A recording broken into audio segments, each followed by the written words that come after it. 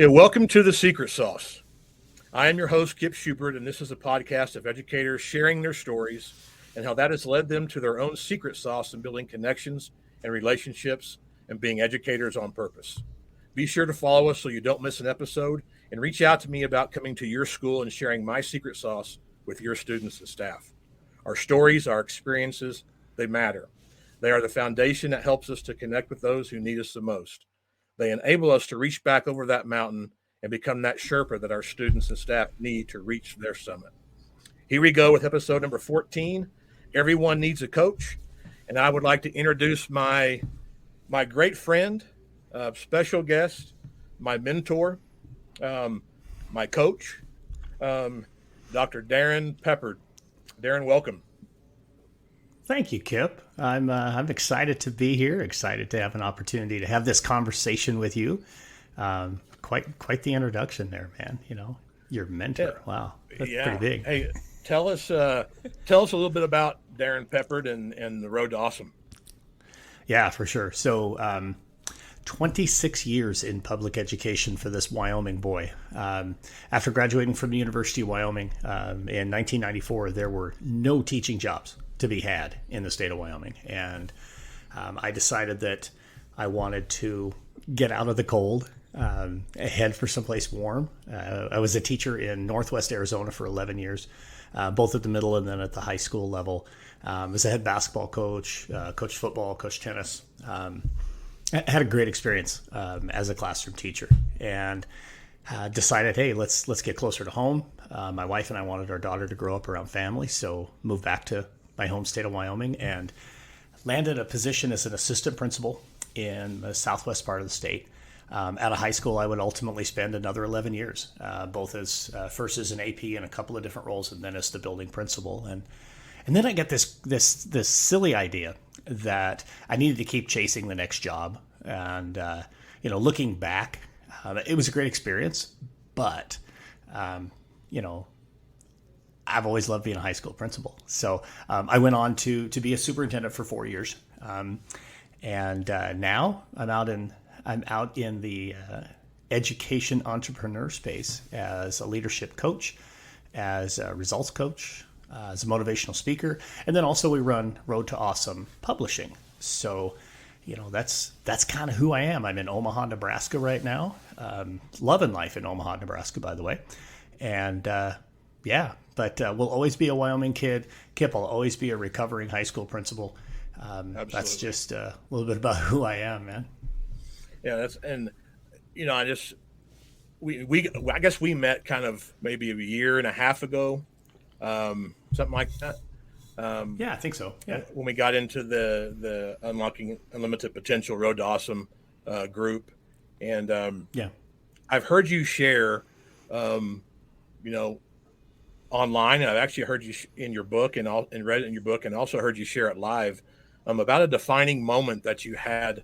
I guess when you were a principal in Wyoming, and I'd like for you to share with our listeners about that. Yeah, I was an assistant principal when this happened, but it was my very first year at that high school. It was Rock Springs High School. It's not like it's a big secret. I'm talking about it like, I'm not going to share the name. Rock Springs High School, Southwest Wyoming. And we had this pretty toxic culture. And I don't think any of us were shooting for that. That's just kind of what it was. We were really good at catching people doing things wrong. And we had a staff meeting. I was in charge of discipline and attendance, by the way, at this point in time. The most rewarding job ever. High school discipline and attendance. I can't even say it with a straight face. That's why I never went into administration, because of that. I didn't want to do that. But the thing is, I mean, with anything, it's what you make of it. Right. We have a trash collector. We see two different ones every other week, because we have recycling and then we also have regular trash collecting. And our trash collector guy, not the most cheerful guy. Our recycling guy, I mean, he's like whistling when he works. He's waving at people. He's saying hi. I mean, it's just all about how you approach things, So Right. With the discipline and attendance job, I did it for 2 years. The first year, I was part of that toxic culture. I mean, I was really good at catching kids doing things wrong. And heck, I was good at catching staff doing things wrong. And I mean, Kip, we had a phrase for it. I mean, it was like, I'm going to ding that kid. I'm going to ding that teacher. I mean, that's what we were, and man, looking back, I'm embarrassed about it, but I wouldn't have had this defining moment had I not, bought right into being a part of that culture.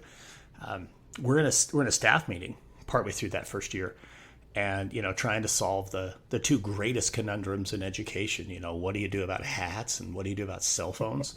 And yeah, you laugh because you've sat in that meeting. Yeah, every year seems like. Every year, Yeah. Nobody seems to have the answer. But we were somewhere between the, get the calculator things and put the things on the wall. And, one of I think my woodshop teacher said, if you just let me smash one of them with a hammer, Darrin, they'll get the message. Somewhere in there, a hand was raised, and it was our social worker, a gal named Spring. And she said, Darrin, why is it always got to be about what they do wrong? Why can't it be about what they do right? And, for me, honestly, that was the moment the Road to Awesome was created. I didn't realize it at the time, and I didn't realize or immediately change in that moment. But looking back, that was that defining moment.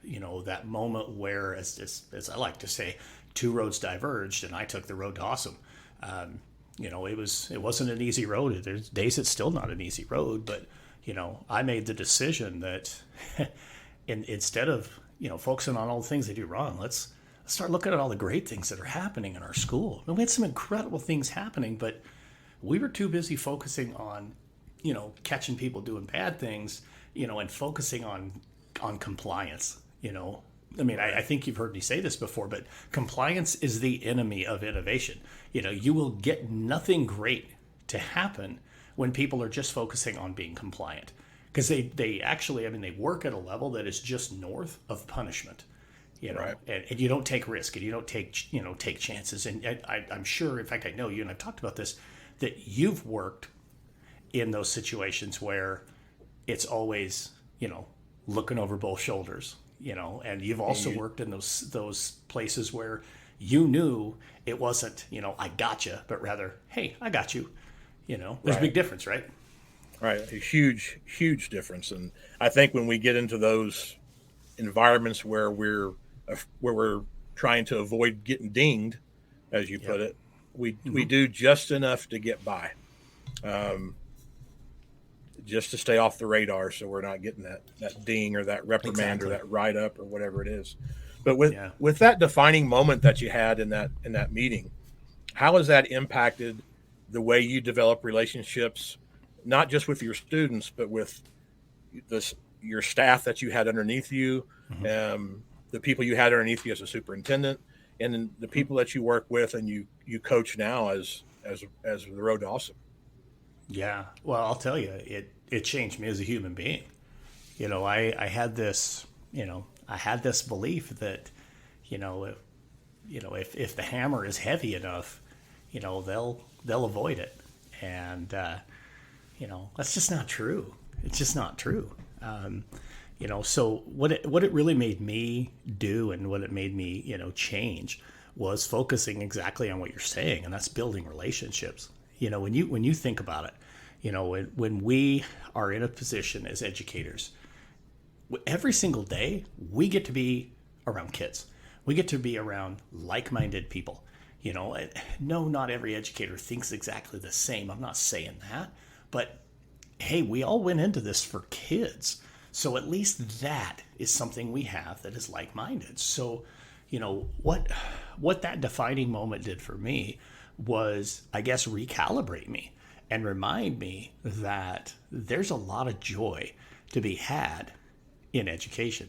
Now, let's be straight. The last 2.5 years has not been a lot of joy, but there are still joyful moments that are there. It's about what you're looking for. And so for me, I just had to start adjusting what I was looking for. If you think about this, Kip, and when the next time you get in your car and you're driving around up in, the most beautiful place in the world, Woodland Park, Colorado, count the number of red cars you see. You know what you're going to get, right? Right. You're going to see a ton of red cars because you're looking for them. Right. If we focus on looking for the good things, there's a lot of good things out there. You just have to be looking for them. If you're looking for bad things, hey, you'll find them. Yeah. So for me, it just kind of recalibrated, how I looked at things and what did I look for. And part of that was looking for opportunities to build relationships with kids and with the adults around me. We went through this point in time, and this is something that's in the book, where when I first arrived, 324,000 square foot building, one of the largest state-owned buildings in the state of Wyoming. There was no place other than in the classroom or in the cafeteria for people to sit down. I mean, there was in the hallways, it was just hallway. And so we had kids sitting on the floor everywhere. And, I'm like, this isn't okay. Had some maintenance workers who were like, hey, they're ripping out the old wood bleachers. Let's use those. Let's just make some benches. And now the whole building is filled with benches. We gave them a place to sit down. And what was awesome was I started spending my time out on those benches. Honestly, Kip, it's probably the thing I miss most about being a high school principal was my time on the benches, because I was always forever talking with a kid, talking with one of my staff members, visiting with parents, community members. I mean, we'd have athletic events. I'd hang out, if it was something that was in our gym, I'd hang out by, the benches sometimes, just sit and visit, I mean, what an incredible opportunity to just be around people. And if you're somebody like me who just loves to talk to people, man, it's the perfect thing. So yeah, it was a long-winded way of saying I just got recalibrated, man. Yeah, you flip that mindset. That's what, and I think that's happened for me too. I had a guy tell me one time that you can walk into a room, and if your mindset is to look for what's wrong, you'll find 5 things wrong in the first 30 seconds.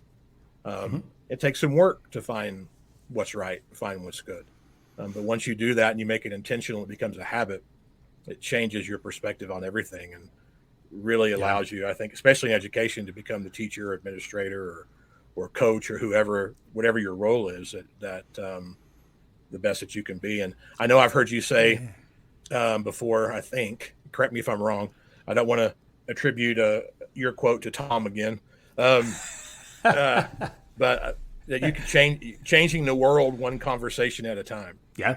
Third tenet of the Road to Awesome is we change the world one conversation at a time. You know? And I want to go back to something you just said though. And then we'll come back to the changing the world one conversation at a time. But you just talked about, you go in the room, you can find 5 things that are wrong right away, or you can find the positives. And I want to stay on that point for just a second, because I know there are a lot of school leaders that listen to your podcast. And so school leaders, Kip just dropped a huge gold nugget right there. And I want you to pick it up. That's why I wanted to circle back. We constantly are doing walkthroughs, these, quick drop in observation, informal, whatever you want to call them. And if your staff is uncomfortable with those, or if they're pushing back on them, it's because you're probably pointing out what they're doing wrong. The point behind those walkthroughs really should be, hey, I saw this and I loved it, or hey, I really like, how I'm seeing growth here, but when you stop in for your walkthrough, all you're looking for is, well, this kid had his phone out and this kid had his feet up on the desk, or, okay, those are things that are simple to address. Go address them, just go tap the kid on the foot, tap the girl on the shoulder, say, hey, put your phone away. Give positive feedback. It's about mindset. So I wanted to come back to that because I just thought it was really important. Yeah, and I didn't want that to get missed. Yeah, for me, we're going to go into the coaching part, and I know we've talked, me and you have talked about everybody needs a coach. And, up until this year, I'll have almost 30 years in education. For the most part, I never felt like my administrators or my evaluators or anything like that were coaching me. I felt like they were dinging me most of the time. But I also, as an educator and as a person, I felt like I was kind of beyond that. I didn't need coaching because I already knew everything already. And I know that I've gotten into that with you with Road to Awesome. But my administrator this year, Yvonne Goings, she did exactly what you were just talking about. She came through on her walkthroughs, on her observations, And then we would come in and have our meetings, and she would point out everything that I did well and would coach me. And and I'm older than her and been doing this a long time. But I ate that up as an Yeah. educator. And then she would come at the end of it, she would come back and say, and maybe we could try this, or maybe in this situation, I heard you say this, maybe I wonder what would have happened if you would have said this or did that. And I'm thinking, oh, okay. And it put me in such a comfortable place with her coaching me that I was able to accept it, and I wanted more of it. And so I know you've talked about a coach that you've had. So I just want you to share about that coach and how that's impacted you and inspired you with what you do now with Road to Awesome. Yeah, I'll be straight with you, Kip. Coaching changed my life. I mean, it really did. And in some ways, I would say it probably saved my career. And I wasn't somebody who was like on the verge of, hey, they're going to move on for me. It was nothing like that. But when I moved from being an assistant principal to being a principal, again, same building. So it was literally 40 feet from one office to the other. And it might as well have been 400 miles in all seriousness, because moving from the AP role to the principal role was a big leap. And, you think you're ready. And the truth is, until you do it, you're not ready. And when you first start it, you're not ready. I lived that whole first year like breathing through a snorkel. And part of it was, I kind of fell into that Superman syndrome where I thought I had to be all and do all and that kind of thing. But we had a new superintendent after my first year as a principal. And it was kind of interesting because the new person came in and he had his faults. I mean, we all do. But one of the great things that he brought to our district was leadership coaching. He'd never been a superintendent. He'd never been a principal. He'd never been a teacher. I mean, it was a brand new superintendent role for him. He'd been an assistant superintendent. But he knew he couldn't coach the principals. He didn't have that skill set. But he knew how to connect us with the right people. And he connected me with a coach from Colorado, from Brighton, Colorado, a guy named Tom Delgado. And it was incredible. I felt like for the first time, I legitimately had somebody who had my back, who was there to help me grow, to support me. It was incredible. I remember the first time that Tom came to my building. He showed up at my building and we met in the parking lot. And before we even got to my office, I don't know, I'd had 10, 12 teachers stop me needing something. A couple of kids stopped me needing something. My push pin board was littered with notes. An angry group of parents waiting out front. I mean, it was chaos. And in truth, it was probably just a normal Monday, But I get all these fires put out, and I can't even find Tom. I'm like, what is this, man? He's supposed to be here coaching me. And my secretary said, hey, he's downstairs from room 318. He said, grab a pad and meet him there. Like, what? I mean, aren't we going to sit and talk shop? I mean, I thought that's what coaching was. I really did. Right. I get down to room 318, and Tom's in the classroom, and we hang out for a few minutes, and then finally he motions, let's go in the hallway. And he's like, okay, tell me what you saw. And I'm like, seriously, we're gonna talk about a walkthrough? You're supposed to be here coaching me, And he said something I'll never forget. He's like, Darrin, you got to stop being a firefighter and you got to start being a leader. And the number one thing you need to do is you need to get your butt in the classrooms, because that's where you are the most valuable. You're the instructional leader of this building. You know what you're doing. Get in the classroom, give your teachers feedback, support them, coach them, and grow them. That is your job. All that junk you just did upstairs, you have assistant principals for that. You need to start delegating. Let them do that. From that point forward, Kip, it was just, little bits of advice and little bits of support, and it was incredible the change, I mean, that year, I didn't just put the snorkel away. I mean, I had a good year, and then it just kept getting better and it kept getting better. And I learned that I needed to go stand on the balcony, both literally and figuratively, and check in on myself on the things that I thought were important. What were the things that I work on? So, with our results coaching, this, we're gonna hold you to the standards, the things that you want to be focused on, the things that are important to you. Right. It's the same thing in leadership coaching.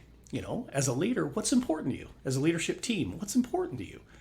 Now, get on the balcony and you got to check in on yourself regularly. You got to be accountable to yourself. And so both, having a coach, I still have a coach. I have a different coach now, but, being in the entrepreneur space, I have an entrepreneur coach, who's constantly pushing these same things, but in a different way, helping me grow my business.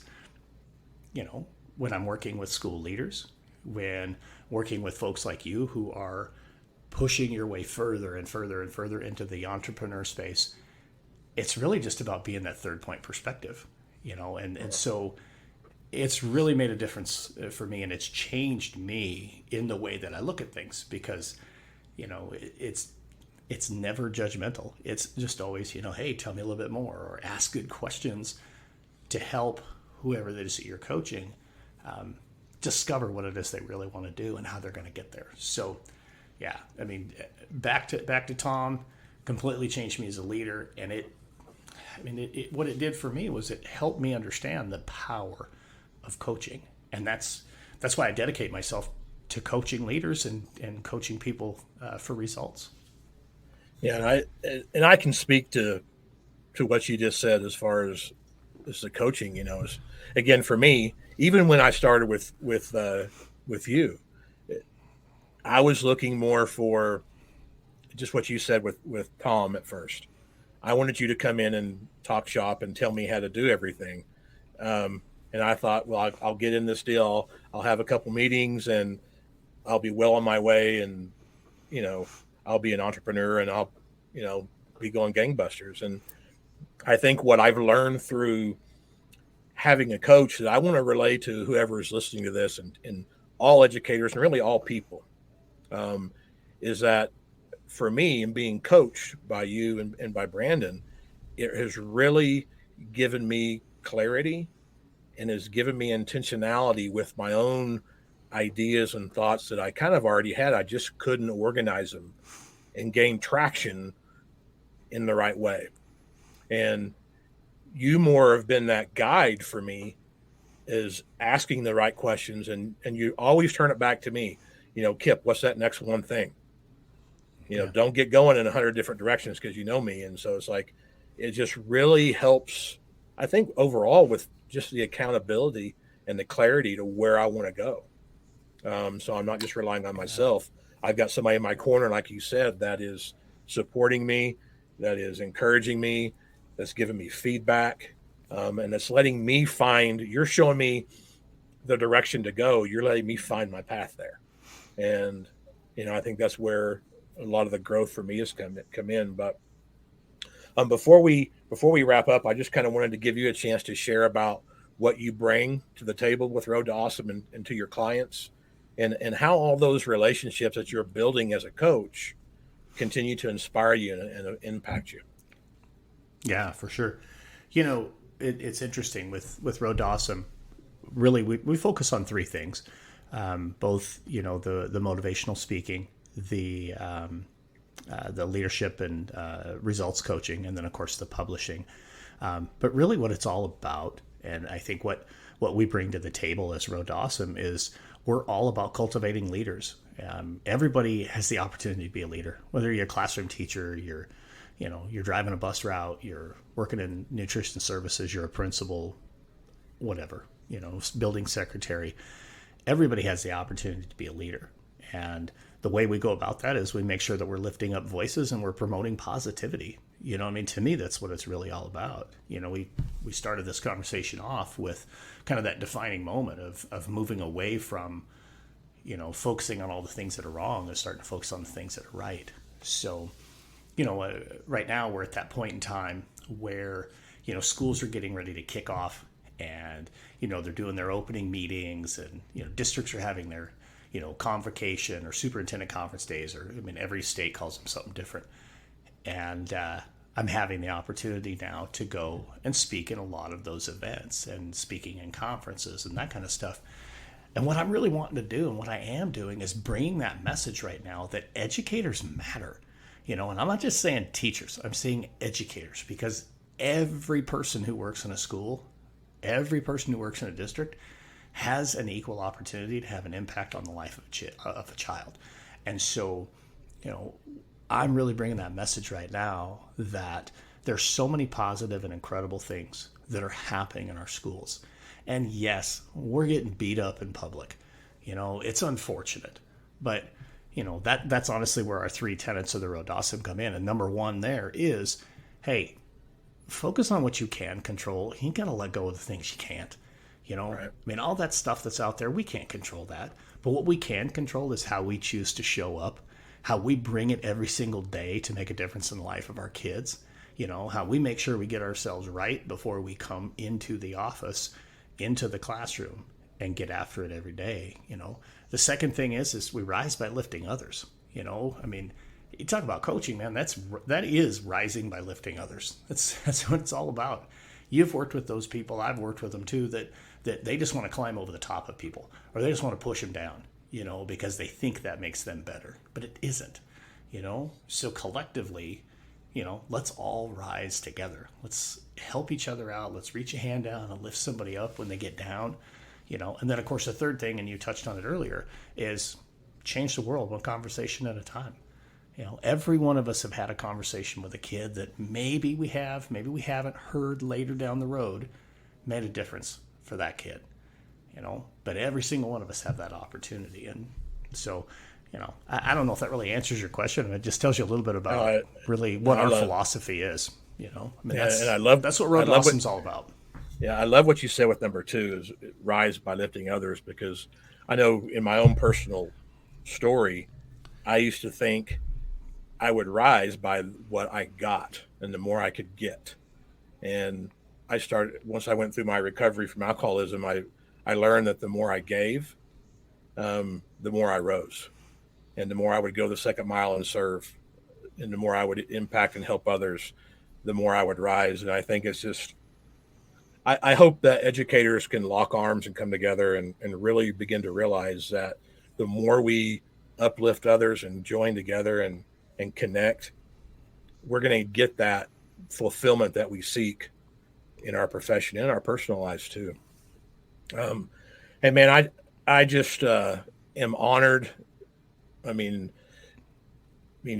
honestly, I am just blessed that you're my first guest on the podcast, and I've been doing it solo for a while. And you have, as a coach, I have learned so much from you in the coaching that we do, as a mentor, and just always being that someone that, even if I'm, you know, I've asked you questions that really don't even relate to what we're talking about now. Maybe it's a personal thing in my own district.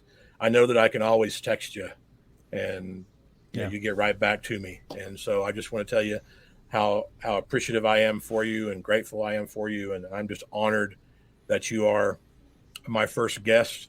And guys, check out Darrin Peppard and The Road to Awesome. I will get his links and put those in the comments on the podcast and on our social media. And everybody needs a coach. Everybody needs one. So check out Pep, check out The Road to Awesome. Darrin, thank you so much for being here. And we will sign off till next time. Thank you. Thanks, Kip.